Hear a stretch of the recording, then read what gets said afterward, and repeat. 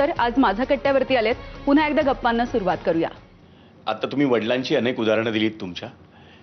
Leadership quality काय असते हे त्याच्यातून दिसून आलं.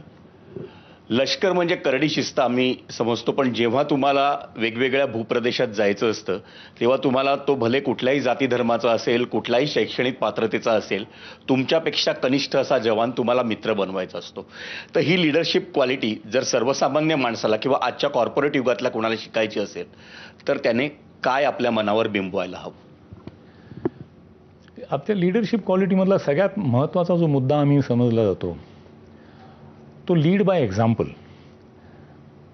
आणि मी जो काही हुकूम करणार आहे कोणाला, ती कारवाई मी त्याच्यापेक्षा चांगली करू शकतो का नाही हे बघणं. म्हणजे जर एखादी गोष्ट कोणाला करायला सांगितली आणि त्या गोष्टीत स्वतःच झिरो असलो तर मग त्याच्यात सांगतानाच कॉन्फिडन्स येणार नाही करण्याच्या बाबतीत.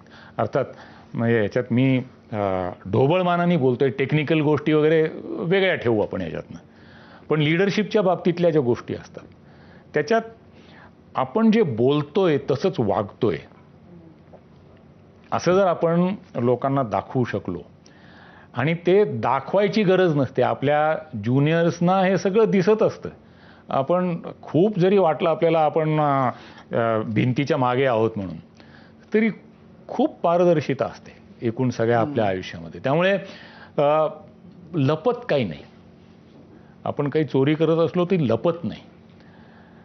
मी मगाशी म्हणलो तसं आम्हाला सैन्यात खूप लहानपणापासून हेच बिंबवलं जातं. आमचं म्हणजे आहे चेटवूड म्हणून जो इंग्रज होऊन गेला, त्याचा एक मोटो आहे की सगळ्यात पहिला जो आहे तो माझ्या जवानाचा, देशाचा जो काही वेलफेअर आहे ते सगळ्यात पहिला देश, त्याच्यानंतर माझा जवान आणि सगळ्यात शेवटी मी. म्हणून मगाशी म्हणलं तसं सगळ्यात अवघड जिथे आहे तिथे मी पुढे.